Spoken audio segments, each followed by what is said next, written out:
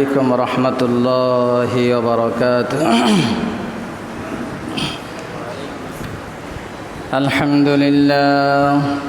الحمد لله نحمده ونستعينه ونستغفره ونؤمن به ونتوكل عليه ونعوذ بالله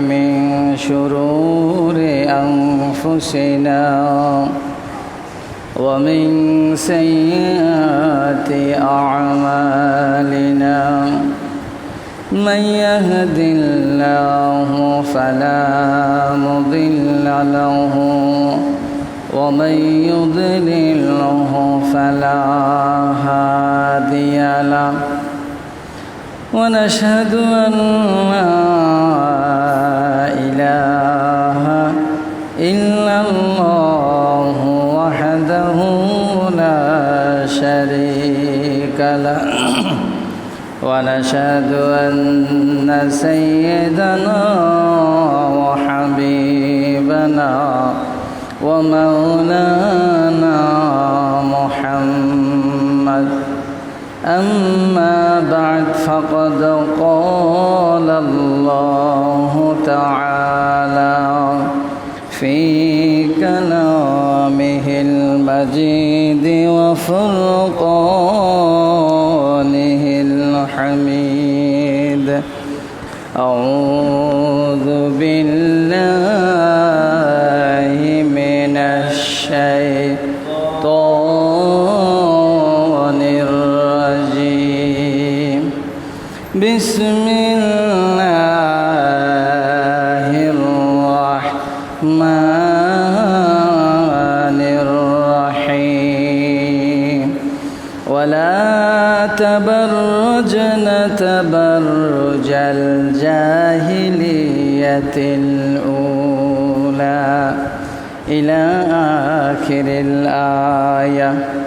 وقال تعالى في آية أخرى وعاشروهن بالمعروف فإن كرهتموهن فعسى أن تكرهوا شيئا ويجعل الله فيه خيرا كثيرا. وقال النبي صلى الله عليه وسلم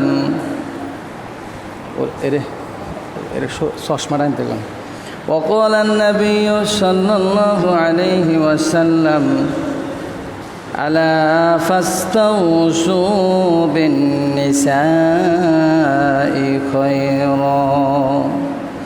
وقال النبي صلى الله عليه وسلم إنهن خلقن من ضلع فإن ذهبت تقيمه كسرته وإن تركته لم يزل أعوج أو كما قال عليه الصلاة والسلام. وقال تعالى في شان حبيبه مخبرا وآمرا إن الله وملائكته يصلون على النبي يا أيها الذين آمنوا صلوا عليه وسلموا تسليما. اللهم سيدنا مولانا محمد وعلى آل سيدنا مولانا محمد. اللهم صل على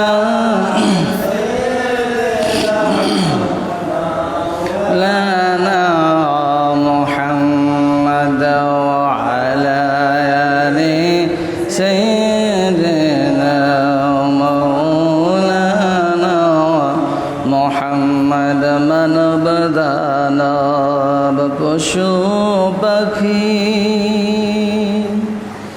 18,000 মাখলুকাত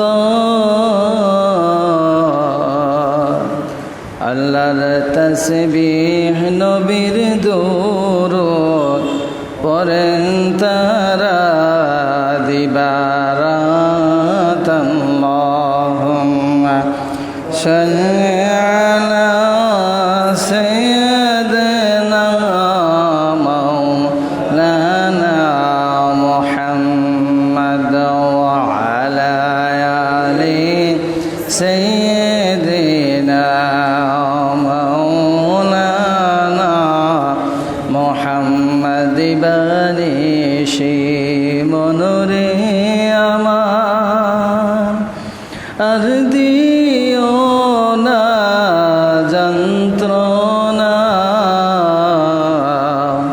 ধনে যদি হইতাম ধনী যাইতাম সোনার মদিনায় আল্লাহুম্মা সাইয়্যিদিনা মাওলানা মুহাম্মদ ওয়া আলা আলি সাইয়্যিদিনা মাওলানা মুহাম্মদ লা ইলাহা ইল্লাল্লাহ লা ইলাহা ইল্লাল্লাহ লা ইলাহা লা ইলাহা ইল্লাল্লাহ লা ইলাহা ইল্লাল্লাহ লা ইলাহা ইল্লাল্লাহ লা ইলাহা আসমানের মালিক যে আল্লাহ জমিনের মালিক সে আল্লাহ লা ইলাহা লা ইলাহা ইল্লাল্লাহ লা ইলাহা ইল্লাল্লাহ লা ইলাহা ইল্লাল্লাহ লা ইলাহা ইল্লাল্লাহ মুহাম্মাদুর রাসূলুল্লাহ। সম্মানিত উপস্থিতি, বিরাদারান ইসলাম, আল্লাহ সুবহানাহু ওয়া তাআলার দরবারে অশেষ শুকরিয়া, যিনি আমাদেরকে দুনিয়াবি সমস্ত কাজ থেকে ফারেক করে তারই ডাকে সাড়া দিয়ে গরিবের হজ সমতুল্য পবিত্র জুমার নামাজ আদায়ের উদ্দেশ্যে পৃথিবীর মধ্যে সর্বোত্তম স্থান মসজিদে আসার তৌফিক দান করেছেন। এজন্য আমরা সকলে বলি আলহামদুলিল্লাহ। সাথে সাথে অসংখ্য দুরুদ ও সালাম পাঠ করছি মানবতার মুক্তির দূত রাহমাতুল লিল আলামিন সৈয়দুল মুরসালিন জনাবে মুহাম্মদুর রাসূলুল্লাহ সাল্লাল্লাহু আলাইহি ওয়াসাল্লামের উপর।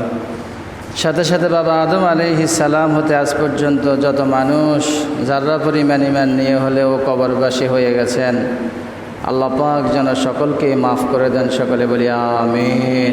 সম্মানিত উপস্থিতি, আমরা মানবাধিকার নিয়ে গত কয়েক সপ্তাহ ধরে আলোচনা করে আসছি।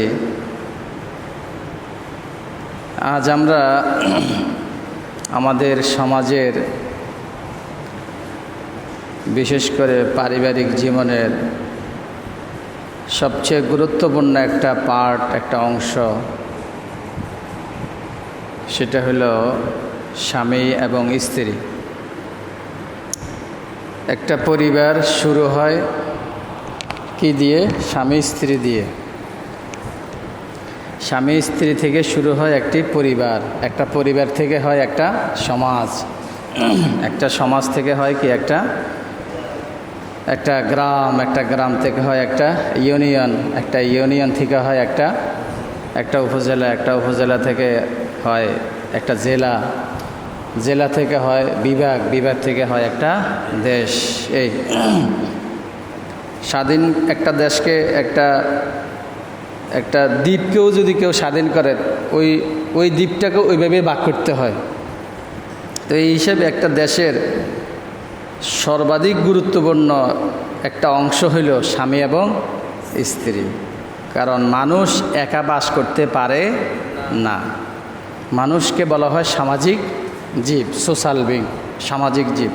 মানুষ একা বাস করতে পারে না, তাকে পরিবারভুক্ত হইতে হয়, সমাজভুক্ত হইতে হয়। একটা গল্প আছে, আমরা যারা পড়াশোনা করেছি তারা জানি, 10ম শ্রেণীর ইংরেজি বইয়ের এই প্রথম পৃষ্ঠাতে এই সোশ্যাল বিং, মানুষ একা বাস করতে পারে না, man can not live alone. একটা উদাহরণ দিতে গিয়ে এরকম বলা হয়েছে, একজন লোক সে এরকম ভাবছে যে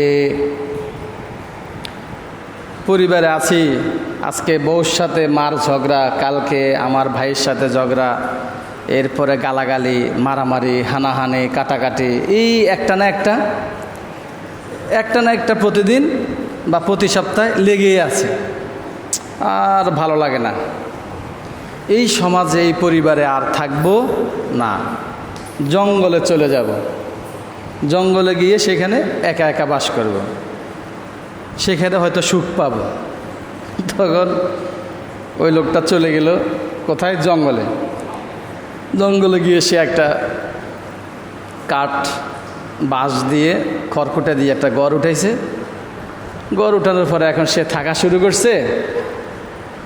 এখন সে বলে যে I am happy, I am very happy. এখন আমি অনেক সুখী, আমার এখন কোনো ঝামেলা নাই, ছেলে মেয়ে নাই, সন্তানাদি নেই, ঝগড়াঝাটি নেই, মারামারি নেই, কাটাকাটি নেই, হানাহানি নেই। কিছুদিন পর দেখলো যে তার ঘরের মধ্যে সে যে ওই যে খেতা বালিশ আনছে, কম্বল আনছে, এই খেতা বালিশ আর কম্বলে ইঁদুরে একেবারে কেটে 12টা বাজা দিছে। এখন তার মাথায় চিন্তা আসলো, খাইছে না, প্রতি রাত্রে যদি ইঁদুরে যদি আমার খেতা বালিশ কম্বল কাটতেই থাকে, তাহলে আমি রাত্রে শুবো কীভাবে? ইঁদুর তো মারা লাগবে। এখন ইঁদুর মারে কে? ইঁদুর কে মারে? বিড়ালে। রাত্রেবেলা ইঁদুর মারবে কে? বিড়ালে। ইঁদুর দৌড়ায় কে? বিড়াল। এখন সে বাধ্য হইয়া বিড়াল আনছে। এখন বিড়ালেরও তো খাওয়াইতে হইব।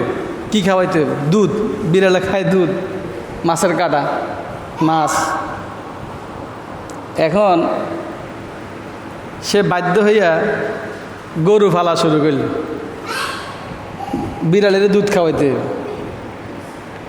এখন গরু পালতে যাইয়া, এখন গরুর তো সে ফাইলতে পারবে না একা, তার রাখাল লাগবে। এখন সে গরু ফালার জন্য একটা ছেলে আনছে, কাউবয়। এখন ছেলে যে আনছে, এখন হে না খাই থাকলো, এদিক সেদিক গেল, হাঁটাউটা করলো, ফল ফলাদি খাইলো, গুল্লু খাইলো, এই ছেলেরও তো খাওয়ান লাগবে। তো এই ছেলেরা খাওয়াইতে গেলে তো ভাত ফাঁকান লাগবে। এখন ভাত ফাঁকাইব কে? তো ভাত ফাঁকাইতে তো তার বউ লাগবে।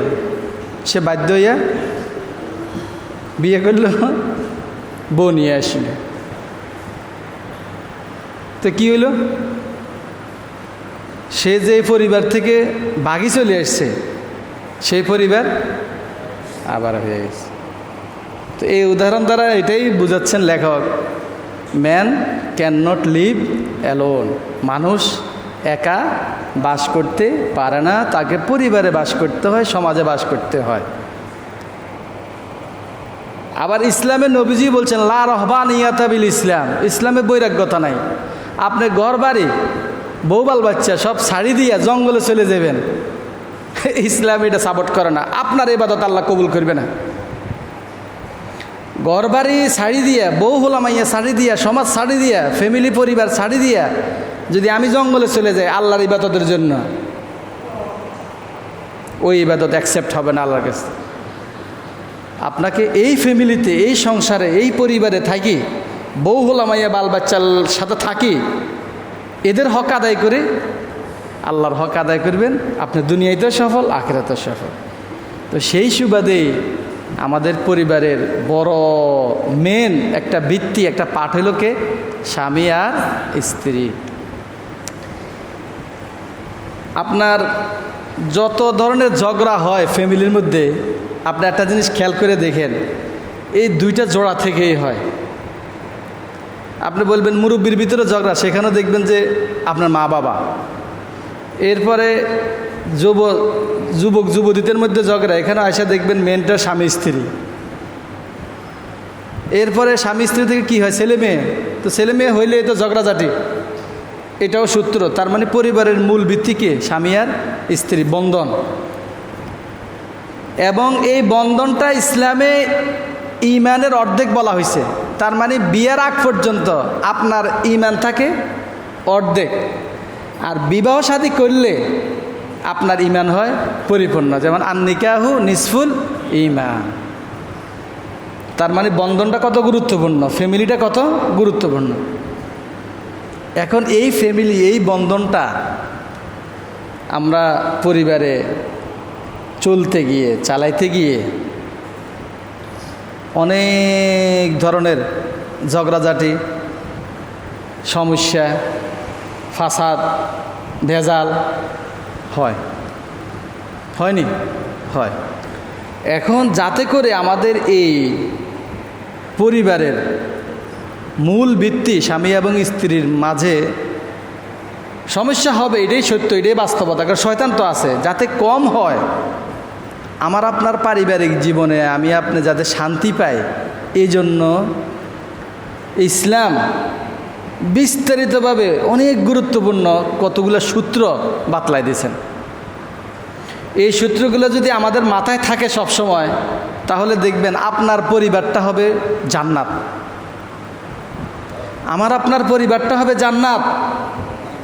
আর যদি এই সূত্রগুলো আমার মাথায় না থাকে, তখন আমার আপনার অনেকের পরিবারটা হলো জাহান্নামের টুকরা, বেজাল। ফোলা লইয়ে বেজাল, মাইয়া লইয়ে বেজাল, নিজের বউ লই বেজাল, মা লই বেজাল, বাপ লই বেজাল, বেজাল বেজাল বেজাল বেজাল বেজাল। অনেকে তো আত্মহত্যা করে, অনেকে বউ তালাক দিয়ে লায়, অনেকে বাড়ি থেকে বাইর হয়ে যায়। কেন? এই ভেজালগুলা। অনেকে মা বাপেরে বাদ দেয় না, মা বাপের লোকে ঝগড়া, অনেকে নিজের বউরে ছেড়ে অন্যদিকে চলে যায়, বাড়িঘর, এই যে ভেজালগুলা, ঝামেলাগুলা, নিজের ছেলেকে আলাদা করে দেয়, নিজের ছেলেকে ত্যায্য করে দেয়। এই যে ভেজালগুলা, আমরা যদি ইসলামের এই মোটা মোটা সূত্রগুলো যদি মাথায় থাকে, তাহলে ইনশাল্লাহ আমাদের এই যে পারিবারিক যে বন্ধনটা অনেক সুন্দর কাটাবে, যেমনটা কাটাইছে আমাদের নবী, বিশ্বনবী মুহাম্মদুর রাসূলুল্লাহ সাল্লাল্লাহু আলাইহি সাল্লাম।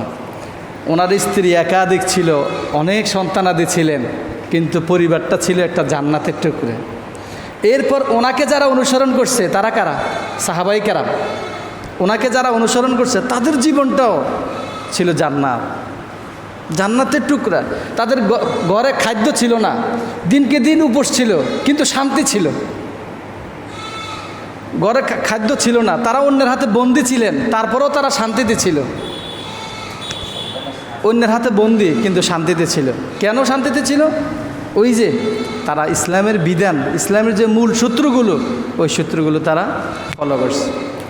তো এই ব্যাপারে দুই একটা সূত্র ইনশাল্লাহ আমরা ধারাবাহিকভাবে আলোচনা করব। এক সপ্তাহ শেষ হবে না, যতটুকু পর্যন্ত যায় মোটা বিশেষ কয়েকটা সূত্র যদি আমরা ফলো করি এবং এগুলো আমরা অনুসরণ করি আমাদের পারিবারিক জীবনে, আলহামদুলিল্লাহ অনেক সুন্দর আমার ফ্যামিলি, আমার পারিবারিক জীবন চলবে, আমি অনেক শান্তিতে থাকতে পারবো। আর সোজা কথা হলো, শান্তির মালিক কে ভাই? আল্লাহ। এটা তো আমরা সবাই মানি, শান্তির মালিক কে? আল্লাহ। তো শান্তির মালিক যদি আল্লাহ হয়, তো কথা মানবো কার? মালিক যদি আল্লাহ হয়, তো আমি কার কথা শুনবো? সোজা কথা। এই জন্য আল্লাহর কথাগুলো যতটুকু সম্ভব যদি চেষ্টা করি, আল্লাহ আমাকে অনেক শান্তি দিবেন। সকলে বলি আমিন। এর মধ্যে প্রথম একটা বিষয়, সেটা হলো অধিকার আর দায়িত্ব। আজকে দেখবেন একটা ফ্যাক্টরিতে আন্দোলন হচ্ছে, ফ্যাক্টরিতে শ্রমিক আন্দোলন চলছে। এখন তারা কেন আন্দোলন করছে? তাদের অধিকার আদায়ে, অধিকার যে মালিক আমাদেরকে এই জিনিস দেওয়ার কথা দেয় না, অথবা অন্য ফ্যাক্টরিতে দেয় আমাদেরকে দেয় না। অন্য ফ্যাক্টরির বেতন হলো 10,000, আমাদের এখানে শ্রমিক বেতন দেয় 8,000। আমরা এটা মানব না। এবারের আন্দোলন 10,000 টাকার আন্দোলন, মাঠে নামে যে অধিকার। ফ্যাক্টরির পরে আমাদের পারিবারিকভাবেও ছেলে অধিকারের জন্য দাঁড়াই যায়, মেয়ে অধিকারের জন্য আন্দোলন, আব্বারে জাফলাই ধরে, ভাইয়ে অধিকারের জন্য ভাইরে জাফলাই ধরে, এটা আমার অধিকার দেন, এটা আমার পাওনা, দিতে হবে, মামলা করে। সামাজিকভাবেও এই লোক এই লোকের বিরুদ্ধে মামলা করে, এই লোক এই লোকের দরবার বসা, এটা আমার অধিকার, দিতে হবে, দেন। অমুকে দিছে, আপনিও দিবেন, দিতে হবে, দেন, অধিকার। পলিটিক্যালভাবেও যত মিছিল মিটিং রাহাজানি মারামারি কাটাকাটি হানাহানি, আবার এক দেশ আরেক দেশের সাথে যত মারামারি কাটাকাটি কূটনৈতিক সম্পর্ক, সবকে অধিকার পাওনা যে দিতে হবে, দেন। কিন্তু এই অধিকারের জন্য যতটুকু আন্দোলন করা দরকার, এর চেয়ে আরও বেশি আন্দোলন করার দরকার হইল দায়িত্ব পালন করা, যেটা বিশ্বনবী বলছেন। অধিকার হইল মিছিল মিটিং পাওয়া, আর দায়িত্ব হইল আমার নিজের কর্মটা করা। যেমন নবীজি কি বলছেন, হাদিসের প্রসিদ্ধ কিতাব মুসলিম শরীফের মধ্যে হাদিসটা আছে। নবীজি বলছেন, ও দুনিয়ার মানুষ, ইন্নাকুম সাতারাউনা বাদি আসরাতান ওয়া উমুরান তুনকিরুনা। ও দুনিয়ার মানুষ, কান খাড়া করে শুনে রাখো, নিশ্চয়ই তোমরা একটা সময় দেখবে, আমার পরবর্তীতে, আমার অনুপস্থিতিতে দেখবে, তোমাদের হকগুলো, তোমাদের অধিকারগুলো তোমাদের আশপাশের লোক যাদের থেকে অধিকার পাইবা তারা দেয় না। তোমার পাওনা, তোমার অধিকার, এটা তোমার হক, কিন্তু তোমার বাবা, তোমার মা, তোমার ভাই, তোমার চাচা, তোমার চাচি, তোমার স্ত্রী, তোমার সন্তান, তোমার প্রতিবেশী বা তোমার মালিক তোমাকে তোমার হকটা দেয় না। এটা কে বলছেন? নবীজি বলছেন। একটা সময় আসবে এরকম। ও ভাই, আমাদের এই সময়টা আমরা দেখিনি, আমাদের যার যার কাছে আমাদের হক পাও না, আমরা কি সঠিকভাবে অধিকারটা পাই না। হতে পারে কিছুটা কম বেশি, কিন্তু আরেকটা সময় কিয়ামতের আগে এটা হয়তো আরও বেশি হবে, আমাদের অধিকারটা আমরা ঠিকমতো পাচ্ছি না। ঠিক আছে, এখন সাহাবায়ে কেরাম জিজ্ঞেস করলেন যে ঠিক আছে ইয়া রাসূলুল্লাহ, কলু ফামাজা তা'মুরুনা ইয়া রাসূলুল্লাহ, তো মানুষ যখন আমাদেরকে আমাদের অধিকারগুলো দিবে না, তা আমরা কি করব তখন? আমরা কি মিছিল মিটিং করব, আন্দোলন করব, ফ্যাক্টরিতে ভাঙচুর করব, ঘরে আগুন লাগাই দিব, না ফ্যাক্টরিতে আগুন লাগাই দিব, না মারামারি লাগাই দিব? সাহাবায়ে কেরাম রাসূলের কাছে জিজ্ঞেস করছেন যে আমরা যদি, উঠি যাও না তুমি, বলিস ওকে, আমরা যদি আমাদের অধিকারগুলো আমরা না পাই, আমাদের অধিকারগুলো যদি মানুষ আমাদেরকে না দেয়, তাহলে আমরা কি করব? ও আল্লাহর রসুল, আল্লাহ রসুল কি বললেন? সূত্র বাতায় দিলেন। সূত্র একটু খেয়াল করে শুনি, অনেক গুরুত্বপূর্ণ কথা বিশ্বনবী বলে গেছেন আজ থেকে 1500-1600 বছর আগে। যদি আমরা এই কথাটা মানতাম, তাহলে আজকে এত রাহাজানি মারামারি কাটাকাটি হানাহানি ফ্যাক্টরি ভাঙচুর, মালিকের এত ক্ষতি হইত না। বিশ্বনবী কি বললেন? হ্যাঁ, মালিক তোমার অধিকারটা দিবে না, একটা সময় আসবে এরকম, মালিক তোমার উপরে জুলুম করবে, তো তুমি কি করবে? আল্লাহ রসুল বললেন, তুআদ্দুনাল হাক্কাল্লাযী আলাইকুম, তোমরা তোমাদের দায়িত্বটা সঠিকভাবে পালন করে যাও। তোমরা তোমাদের দায়িত্বটা সঠিকভাবে পালন করে যাও। ওয়াতাসআলুনাল্লাহাল্লাযী লাকুম, আর তোমাদের অধিকারটা তোমরা আল্লাহর থেকে নিয়ে নাও। সুবহানাল্লাহ। মানুষ তোমাদের উপর জুলুম করছে, মালিক তোমাদের উপর জুলুম করছে, বড় ভাই তোমার উপর জুলুম করছে, মা বাবা তোমার উপর জুলুম করছে, চাচা চাচি তোমার কাছে জুলুম করছে, তুমি তাদের বিরুদ্ধে অ্যাকশনে না যাইয়া, তুমি তাদের বিরুদ্ধে আন্দোলনে মারামারি কাটাকাটি হানাহানিতে না যাইয়া, তুমি ধৈর্য ধরো, তুমি তোমার দায়িত্বটা পালন করো, তুমি তাদের সাথে খারাপ ব্যবহার না করে তুমি আল্লাহর কাছে বিচার দাও, আল্লাহর বিচারের একটু সাহায্য চাও। ওয়াতাসআলুনাল্লাহাল্লাযী লাকুম, তুমি তোমার দায়িত্বটা আদায় করো, আর তোমার যে পাওনা যদি তারা না দেয়, তুমি আল্লাহর ধরনা ধরো, দেখবে ইনশাল্লাহ বান্দা জালেম, কিন্তু আল্লাহ কি না জালেম না। বান্দা তোমার হক দেয় না, কিন্তু আল্লাহ ঠিকই তোমার রিজিকের ব্যবস্থা, তোমার পাওনা, তোমার অধিকার দিয়ে দিবে। কি দিবিনি আল্লাহ? কথা কনটা দিবিনি? দিবে। হাজারো এরকম দৃষ্টান্ত আছে। যে শ্রমিক সঠিকভাবে তার দায়িত্ব পালন করে যায়, যদি ধৈর্য ধারণ করে, দেখা যায় তার অধিকার, তার বেতন 6 মাস পরে হইল মালিককে দিতে বাধ্য হয়, দিয়ে দেয়, দিতে হয়। তো এই জন্য আমাদের ধর্ণা ধরতে হবে কার? ও ভাই, আমরা কার ধার ধরব? আল্লাহর ধার ধরব। না মারামারি কাটাকাটিতে যাব, হানাহানিতে যাব, গিবত শেখাইতে যাব, মামলায় যাব।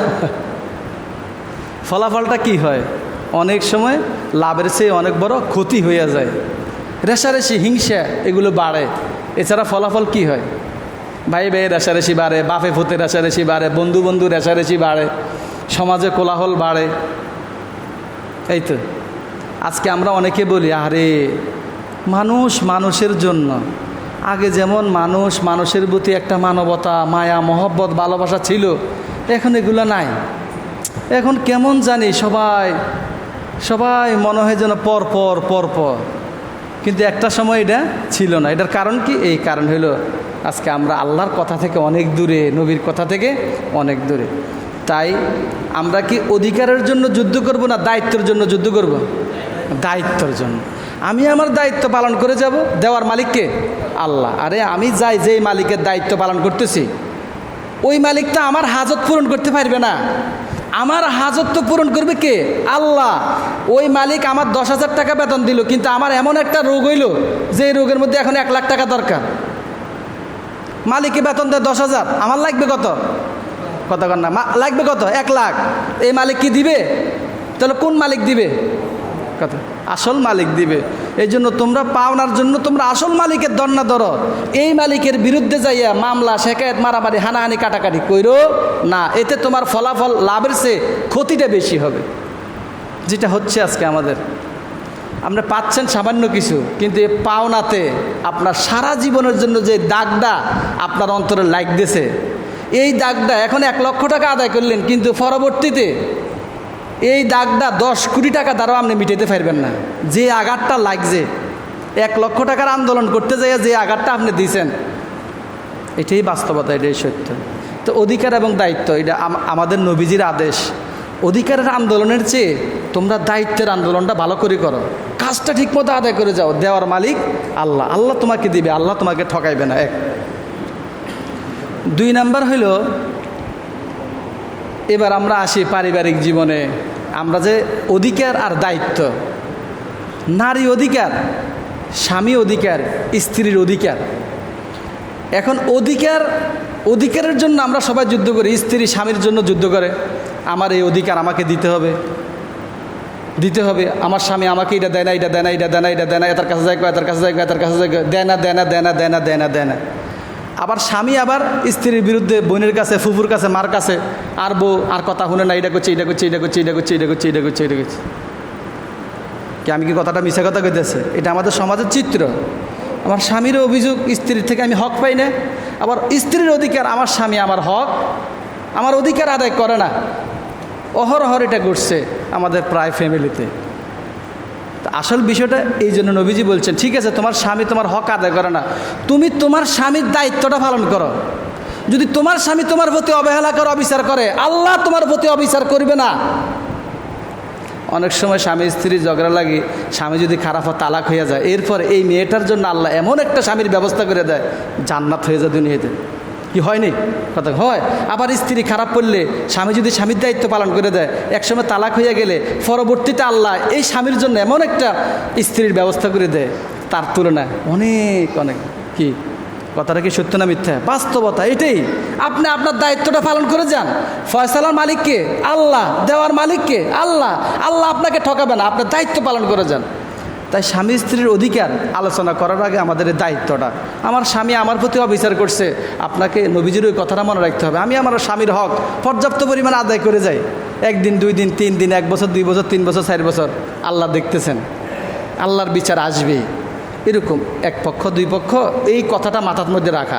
আমার দায়িত্ব আমি পালন করে যাই, আর দোয়া করি আল্লাহর কাছে, আল্লাহ আমার স্বামী তো আমার প্রতি এই অবিচারগুলো করে, আমার অধিকারগুলো আদায় করেন, আল্লাহ তার হেদায়েত দেন, আল্লাহ একটা ব্যবস্থা করে দেন। আবার স্ত্রী খারাপ করলে স্বামী আল্লাহর কাছে দোয়া করে, আল্লাহ আমার স্ত্রীটাকে ভালো করে দেন, আল্লাহ আপনার ছাড়া কেউ দুনিয়ার কেউ ভালো করতে পারবে না, সব চাবিকাঠি কার কাছে? আল্লাহ আপনার কাছে, মাবুদ আপনি তারে বুঝানো। আর আল্লাহর ধর্ণা ধরা। কার ধর্ণা ধরা ভাই? আল্লাহর ধর্ণা ধরতে হবে, আল্লাহর ধার ধরতে হবে। 2 নম্বর বিষয়টা হইল পারিবারিক জীবনের সুখী হওয়ার জন্য একটা সূত্র নবীজি বলছেন, তোমরা বেশি বেশি দোষ না ধরে তোমরা গুণের দিকে তাকাও। আল্লাহ কোরআন শরীফের মধ্যে আদেশ করছেন, সূরা নিসা 19 নম্বর আয়াতের মধ্যে আল্লাহ বলছেন, ওয়াশিরুহুন্না বিল মারুফ, ও স্বামীরা তোমরা তোমাদের স্ত্রীদের সাথে ভালো আচরণ করো, ভালো আচরণ করো, ভালোভাবে জীবনযাপন করো। ফাইন কারিহতুমুহুন্না, যদি তোমাদের স্ত্রীরা তোমাদের সাথে কোনো ধরনের খারাপ আচরণ করে, তাদের ভিতরে কোনো খারাপই পাও, ফাআসা আন তাকরাহু শাইআ ওয়া ইয়াজআলাল্লাহু ফীহি খায়রান কাসীরা, তার অন্য আচরণে তুমি অনেক সুখ পাইবে। হইতে পারে তার এই আচরণটা খারাপ হয়েছে, কিন্তু তার আরও অনেক আচরণ আছে যেগুলো ভালো, তুমি ওই ভালো দিকগুলো দেখো, দেখবে আল্লাহ তাআলা তোমার অন্তরের মধ্যে অনেক শান্তি দিবে। তার মানে বিষয়টা হইল পজিটিভ মাইন্ড আর নেগেটিভ মাইন্ড। আমি এই কথাটা সব জায়গায় বলি, প্রায় বলি, বিভিন্ন মিটিংয়ে, প্রেক্ষাপটে, প্রতিষ্ঠানে, পারিবারিকভাবে। আপনার দৃষ্টিভঙ্গি যদি পজিটিভ হয় তাহলে দেখবেন দুনিয়ার অনেক কঠিন কঠিন কাজগুলো আপনার জন্য অনেক সহজ হয়ে যাবে। আর আপনার দৃষ্টিভঙ্গি যদি নেগেটিভ হয়, শুধু দোষ ধরা হয়, তাহলে দেখবেন অনেক ভালো পরিবেশ আপনার কারণে নষ্ট হয়ে যাবে। আমার এক মুরব্বী আমারে এই পজিটিভ মাইন্ডের একটা বাস্তব কথা বলছেন। এক মাদ্রাসা চাকরি করতাম, ওই প্রিন্সিপাল বলছেন, শিক্ষকদের দ্বন্দ্বের কারণে বা বিভিন্ন জায়জামালার কারণে বলছেন, এবং এটা বাস্তব জীবনের একটা আমি অনেক উপকার পাইছি, এই কথাটা মনে রাখি। উনি বলছেন যে দেখেন, 2 জন বন্ধু কমলাপুর স্টেশন থেকে চিটাগাং যাবে। এখন তারা প্রথমেই কমলাপুর রেল স্টেশনে গিয়ে টিকিট কাটবে। টিকিট কাটতে গিয়ে তারা দেখলো যে বড় লাইন। এখন এক বন্ধু গালাগালি শুরু করছে, কারে? সরকারের, যে বাংলাদেশের সরকারের কোনো আগামাতা নাই, কোনো রুলস নাই, 2 নম্বর সরকার, জাহিল সরকার, যেখানে যায় সেখানে লাইন, যেখানে যায় সেখানে লাইন, অনিয়ম। আর আরেক বন্ধু সে মনে মনে ভাবতেছে, আমাদের দেশ ছোট, আয়তন কম, জনসংখ্যা বেশি, আল্লাহ আমাদের প্রোডাকশন বেশি রাখছেন, আমাদেরকে আল্লাহ বেশি প্রোডাকশনের সন্তান আল্লাহ আমাদের দিয়ে দেন। এখন রেলের টিকিট কাটতে আসছি, জনগণ তো বেশি, এই জন্য একটু লাইন হওয়াটাই স্বাভাবিক, এটা চেতাচেতির কী আছে, বাড়িতেই তো যাব, হয়তো 10 মিনিট পরে যাব, লাইনে না ধরছি। টিকিট কাটছে। এখন 10টার ট্রেন, আমাদের দেশে কয়টায় কথা কান না? হ্যাঁ, কথা তো কান, এটা তো আমগো রক্তের সাথে মিশে গেছে না, এটা আমগো কিন্তু এটি রক্তের সাথে মিশে গেছে কিছু কিছু কথা। 10টার ট্রেন 10:30টায় এইটা প্রবাদ বাক্য হয়ে গেছে, আমাদের রক্তের সাথে মিশে গেছে। এটা আমাদের প্রবাদ বাক্য হয়ে গেছে, আমরা সময়ের কাজ সময় করি না, যেন এটা আমগো হয়ে গেছে। 10টার ট্রেন 10:30। এখন যখন 10টা বাজে গেছে,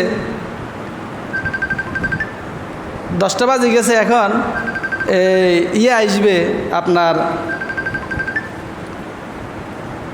এটা কি অ্যালামনি না কাটি দিয়েছেন, কল নেই, শো করে না, আচ্ছা ঠিক আছে। এখন বন্ধু ওই যে 10টা বাজে গেছে, এখন ওই যে ট্রেনের যে ড্রাইভার বা ট্রেন সংশ্লিষ্ট যারা আছে, এক বন্ধু শুধু গাইল লেতেছে, শুধু আবিজাবি গাইল লেতেছে, সোর বাটপার টাউট খাই টিটিরে গাইলে, ড্রাইভারের গাইলে, সব বলে সোর। 10টা বাজে গেছে, এখনও টাইম মতো আইয়ে না, শুধু গাইল লিতে আছে, সরকারের গাইলে, মন্ত্রীরে গাইলে, রেলমন্ত্রীরে গাইলে, শুধু গাইল লিতে আছে। আর আরেক বন্ধু মনে মনে ভাবতেছে এটা মেশিনারি জিনিস, এক স্টেশনে থামতে হয়তো 5-6 মিনিট দেরি হয়েছে, এরকম একটু দেরি হওয়াতে এখানে একটু দেরি হইতেছে, সমস্যা কি, বাইতে না যাবো, আসুক না, হয়তো কোনো সমস্যা তো হইতে পারে রাস্তাঘাটের মধ্যে। এবার ট্রেন আসছে, ট্রেনে ট্রেনে উঠছে, উঠি এখন পাশে জায়গা নাই, সিট ব্লক, ওই পাশের সিটে 2 জন বসছে, একজন মুরব্বী আছে। এখন ওই এক বন্ধু বলতে স্যার চাবেন মিয়া, চাবি বইয়েন, অনেকক্ষণ ধরে দাঁড়া রয়েছি মিয়া, ভাও ব্যথা করে, চাবি বইয়েন, 2 জন এখানে একবারে চেকাই বইন লাগে নাকি, চাবি বইয়েন, হেতে ঠেলি মেলি মনে করে যে নিনে বইছে। আর আরেক বন্ধু হাতে কয়ে যাক আমার সে বয়সে বড় মুরব্বী কেন বইছে, আমি একটু বাড়িতে দাঁড়াইয়ে যাই। ওনার পাশে দেখি আরেক স্টেশনে একজন লোক সিট খালি হয়েছে, উনি যে দাঁড়া রয়েছে আরেকজনের আপনি বসেন, আমার বসার দরকার, আপনি বসেন, আমি তো জনজন মানুষ, একটু দাঁড়াই যাই, সমস্যা কি। এক বন্ধু ঠেলি বইছে আর আরেক বন্ধু জায়গা খালি হয়েছে, তারপরেও বসে না। এখন ট্রেনের আওয়াজ তো আমাকে বাংলাদেশের জিগজিগ জিগজিগ গট গট গট গট গট গট আওয়াজ, তো মনে করেন যে বিশ্রী আওয়াজ। নেগেটিভ বন্ধু বলতেছে ঠিক ভারতের ট্রেনগুলো কত বালা, অমুক দেশের ট্রেনগুলো কত বালা, প্লেনের মতো যায়, ফুঁত করে যায়, কোনো আওয়াজ নাই। হ্যাঁ, আর বাংলাদেশের সব চোর, এই চোর হেই চোর, এতারে গালি হেতারে গালি, হ্যাঁ, সব চোর টিয়া পয়সা খাইলায়, 10 কোটি টাকার ট্রেন 5 কোটি টাকা দিয়ে আনে, হ্যাঁ, এইরকম খাইটাই সব গট গট গট গট, ভালো লাগে না, খেস খেসে। আর আরেক বন্ধু যে পজিটিভ মাইন্ডের, সে জানালার দিয়ে একটু বাতাস আইয়ে আর বাতাস খাইতেছে আর করতেছে আহ কি শান্তি। এক সময় মানুষ গরুর গাড়িতে করে সিটাং যাইতো, লঞ্চে করে যাইতো, আহারে আল্লাহ, ঘন্টার পর ঘন্টা ব্যয় হইতো। এখন কত আরামে গাড়িতে করে 3 ঘন্টার ভিতরে চলে যেতে পারতেছি, কত আরাম। একটু পরে বাদামওয়ালা উঠছে, বাদামওয়ালা উঠে বাদেম বাদেম বাদেম বাদেম বাদেম। এখন বাদেম হুনি যে নেগেটিভ বন্ধু, হে বলছে বাদাম বাদাম বাদাম বেচা জায়গা বাঁচলো, ট্রেনের আওয়াজে, মানুষের গরমে জান শেষ হয়ে যেতেছে, বেটা তুই এটা বাদাম নাম বেড়া। আর পজিটিভ মাইন্ডের বন্ধু কইতেছে দে 2 টাকার বাদাম দে খাই। হের চিন্তা হইলো এই লোকটা বাদাম বেশি, সারাদিন বাদাম বেচবো, 200-300 টাকা লাভ হইব, বউ হলাম ইয়া আছে, যাই দুগা ভাত খাইবো, বাজার টাজার করব। কথাটা কিন্তু গল্প, এবং আমাদের বাস্তবতার উপরে। আমাদের সমাজে এরকম কিছু লোক আসেনি, কথা কেন আসেনি, আছে 2 ধরনের লোক। এক ধরনের লোক আছে শুধু দুষ্ট খাইব, আরেক ধরনের লোক আছে পজিটিভ। গুণগুলা দেখো না, গুণগুলা দেখো। এখন দেখেন এই 2 বন্ধু একই টাকা খরচ করছে, একই ফ্ল্যাটে আছে, হ্যাঁ, একই টাইম অফ পাস করতেছে, কিন্তু দেখেন তো একজনের জীবন কত কষ্টে যাইতেছে আর আরেকজনের জীবন কত আরামে যাইতেছে। একই টাইম, একই প্ল্যাটফর্ম, একই টাকা খরচ করে একই রুমের ভিতরে একজনের জীবনটা যাচ্ছে কত আরামে, আরেকজনের জীবনটা কুত্তার জীবনের চেয়েও খারাপ। এটা আমাদের সমাজ। আপনি পজিটিভ মাইন্ড হন, শুধু দোষ দেখবেন না, দোষও দেখবেন, সময় মতো দেখবেন, একবারে সারিও দেন যাবে না, দোষও দেখবেন, কিন্তু শুধুমাত্র দোষ দেখি তারা গাইডবেন না। তার ভিতরে দোষের পাশাপাশি দেখেন অনেকগুলো গুণ আছে। তার দোষ ধরার আগে আপনি নিজে নিজে চিন্তা করেন যে ওই দোষটা আমার ভিতরে আছে কিনা। আপনি একটু চিন্তা করেন না, আমি কে। ওই বাংলা কথা কয়ে নিজের ফুট কিন্তু নামন গু পররক হন্দু, এটা কিন্তু আমাদের প্রবাদ বাক্য, আর গ্রাম্য ভাষা। আবার আরেকটা কথা আছে শুদ্ধ ভাষা, চালুন আছে না, চালুন চালুন, এই চিনেননি? হ্যাঁ, কথা কেনা চালুন মনে চিনে না, সবাই আকাশের তাইছেন তো আপনারা, এই চালুন, আমার কে কথা কেনা চালুন চালুন চিনেন না? গুড়ি চালুন, ধান চালুন, অন চিনে ওই গুড়ি চালুন, আমার কথা কেনা চালুনি ছিদ্র অজ্ঞা না হাজার হাজার, অমা এটা কথা কে ছিদ্র অজ্ঞা না হাজার হাজার, হাজার হাজার ছিদ্র। চালুইনে শুই আছে না, শুয়ে ছিদ্র কোগা, কথা কেনা শুয়ে ছিদ্র কোগা অজ্ঞা। চালুনে শুয়ে রে কয় এই তোর হন্দে সেদাকা, কে কয়? চালুনে কয় হেতার হন্দে সেদাকা ওগা, হিসাব নাই, হেই তো শুয়ে রে তোর হন্দে সেদাকা, শুয়ে কয় এই বেটা তুই আগে তোর পিছনের দিকে তাকা বেটা, তারপরে আমার লয় কথা কইস। কথাটা কি বাস্তব না বাস্তব? এই এই জীবন গঠন, বিশ্বনবীর কথা। এই 15-16 বছর আগে বলে গেছেন, শুধু দোষ দেখবি, শুধু বোধ দোষ, ওলার দোষ, মার দোষ, 14 গোষ্ঠীর দোষ, হেতার দোষ, হেতার দোষ। দোষের পাশাপাশি অনেক গুণ আছে, তুই গুণগুলা চর্চা কর, দেখবি তোর জীবনটা অনেক শান্তিময় হয়ে যাবে। দুনিয়াটা তোর কাছে জান্নাত হবে। তুই না খাই থাকবি, গড়ে 5 দিন খোরাকি নেই, কিন্তু মনে হবে দুনিয়াটা তোর জান্নাত। আর যদি ওই নেগেটিভ মাইন্ডের হইয়া তুই ফলাও কোরমা গোস্ত খাবি, এসি রুমে হুতি থাকবি, এসি রুমে হুতি থাকবি, হু দেয়, তোর অন্তরে বিন্দু পরিমাণ শান্তি থাকবে না, যদি তুমি আমি নবীর কথা না মানস। এই ঠিক আছে নি, পজিটিভ মাইন্ড না নেগেটিভ মাইন্ড? বন্ধুরা কথা বলেন, পজিটিভ মাইন্ড না নেগেটিভ মাইন্ড? Positive mind. শুধু কি গুণ দোষ দেখবো না, দোষের পাশাপাশি গুণও দেখবো। কথা কয় না, ওই যে কথা, আগে কি গুণ দেখবো না দোষ দেখবো? সবাই তো কয় না, কি রাগ করছেন কথা? জীবন গঠনমূলক কথা মনে রাখবেন, এগুলো বোমবাস্টিং মার্কা কথা, বড় বড় কথা, এগুলো মনে রাখবেন। মনে রাখলে দেখবেন জীবনে চলার পথে অনেক কাজে লাগবে। এগুলোর ইসলামের কথা, নবীজির কথা, এগুলো আমাদের জীবনের প্রবাদ বাস্তবতার কথা। তো রাজি আছি তো ইনশাল্লাহ? আমরা পজিটিভ মাইন্ড হইতে রাজি আছি তো ইনশাল্লাহ? আল্লাহ আমাদেরকে আপনি তৌফিক দান করেন, আমিন। যে কথাগুলো বলেছি আল্লাহ, এই কথাগুলোর ভুল ভ্রান্তিগুলো আল্লাহ মাফ করে দেন, সকলে বলি আমিন। আর আল্লাহ যতটুকু সহিশুদ্ধ কথা বলেছে ওই কথাগুলোর মধ্যে আমল করার তৌফিক দান করুন, আমিন। আল্লাহ আমাদের সকলের পারিবারিক জীবন, সামাজিক জীবন আপনি সুখী সমৃদ্ধশালী করে দেন, সকলে বলি আমিন। ও আখরা দাওয়ান আর আলহামদুলিল্লাহি রাব্বিল আলামিন। যারা আমরা সুন্নাত পড়েন স্যারের কাছে